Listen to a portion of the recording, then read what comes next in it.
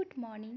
আর আজকে আমি বানাচ্ছি ঘি। আজ বৃহস্পতিবার আর কাল সরস্বতী পুজো, তো আজ নিরামিষ রান্না করেছিলাম। সন্ধ্যায় গেছে অফিসে, আর শুনলাম কলকাতায় নাকি আজকের থেকেই ছুটি পড়ে গেছে, কেননা আজ কাল থেকে ছুটি পড়ে যাচ্ছে আজ থেকে। আজকে কি ছিল, তারপর ওরা সরস্বতী পুজো, তারপরের দিন থাকছে কিছু একটা থাকছে, তারপরের দিন সানডে, তারপরের দিনে থাকছে 26 জানুয়ারি। তো সব মিলিয়ে 4টা দিন ছুটি পাচ্ছে, আর আমাদের এখানে হচ্ছে 3 দিন ছুটি আছে। তো আমরা কোথায় যাব ওটা প্ল্যান করছি। আর সরস্বতী পুজো, আমার ছোটোবেলার কথা মনে পড়ছে, সেই ছোটোবেলায় নখ কাটতাম, নিরামিষ খেতাম, এইগুলো মনে পড়ে যাচ্ছে। তো এই দেখো সরস্বতী পুজো এখানে কোনো কিছু বোঝা যাচ্ছে না যে সরস্বতী পুজো বলে। আমি উপর থেকে দেখছিলাম এটা যে সরস্বতী পুজোর কিছুই বলতে পারছি না, আকাশ বাতাস কিছু বলছে না। কালকে তো 23 জানুয়ারি আর কাল সরস্বতী পুজো। আমাদের বেলায় সরস্বতী পুজো ছোটোবেলায় কী ছিল, তো সেটা তোকে গল্প একদিন বলবো। আর জানিস সরস্বতী পুজো মানে কি? মানে হচ্ছে নেতাজির বার্থডে। না, কালকে 23 জানুয়ারি, বাট নেতাজির বার্থডে ঠিক, বাট কালকে হচ্ছে সরস্বতী পুজো। সরস্বতী পুজো মানে নেতাজির বার্থডে নয়। সরস্বতী পুজো মানে হচ্ছে একটা ঠাকুর, সরস্বতী ঠাকুর। তুমি যে বই পড়াশুনো করছো সেটাকে আমরা ঠাকুর, সেই দিনটা মানে বছরে একটা দিন আসে যে আমরা সেই দিনটা ঠাকুরের আরাধনা করি, পুজো করি। সেই দিনটা আমাদের ছুটির দিন, আমরা সারাদিন পড়তে হয় না, আমরা স্কুলে যাই, খিচুড়ি খাই। খুব একটা ভালো একটা দিন যারা স্টুডেন্ট তাদের জন্য, আলাদা দিন। ইয়েস, একটা আলাদা দিন যারা স্কুলে যায় তাদের জন্য, যারা কলেজে যায়, যারা পড়াশুনো করছে, যারা স্টুডেন্ট তাদের জন্য খুব একটা ভালো দিন। আমরা তো অনেক বড় হয়ে গেছি, আমার তো পড়াশোনা নেই।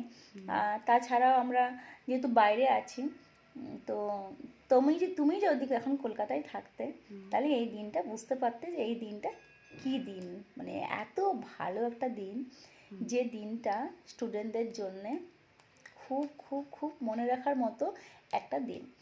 তো আমার তো পুরোনো কথা মনে পড়ছে, ছোটোবেলার কথা।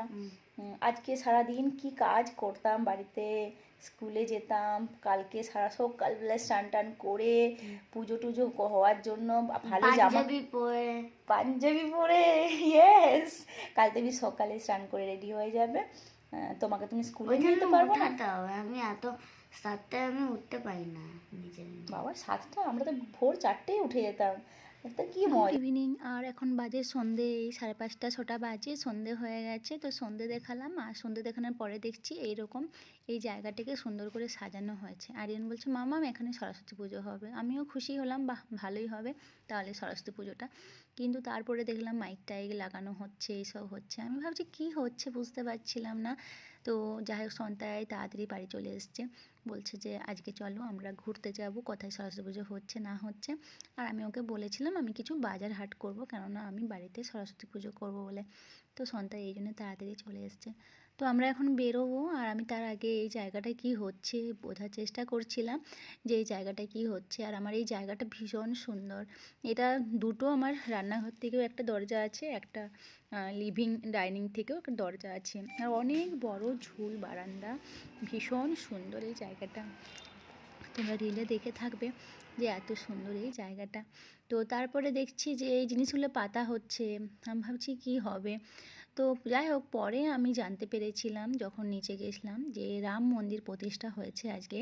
তো পুরো দুপুর ধরে দেখলাম গান বাজনা হচ্ছিল, তো বুঝতে পারছিলাম না যে কি হচ্ছে। এখানে আরিয়ান টিভি দেখছিল, দেখতে দেখতে খাচ্ছিল।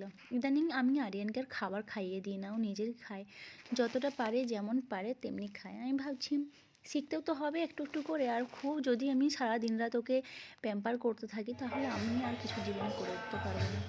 ও কী হবে আমার উপর এতটাই নির্ভরশীল হয়ে যাচ্ছে যে আমার আর মানে কোথাও আর বেরোতে পারছি না। এই যে বলছিলাম বেরোবো, চলে এসেছি কালীবাড়িতে। এই যে কালীবাড়িটা আমাদের বাড়ি থেকে প্রায় 7 থেকে 10 কিলোমিটার দূরে। তো আমরা এখানে এসেছি, এখানে বাঙালি মার্কেট, আর অনেক কিছু এখানে পাওয়া যায়।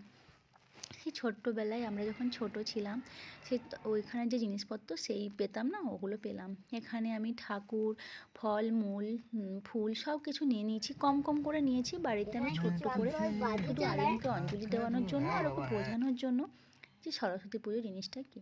তারপরে বাড়ি চলে এলাম, আর বাড়িতে এসে দেখছি এখানে প্রসাদ বিতরণ হচ্ছে।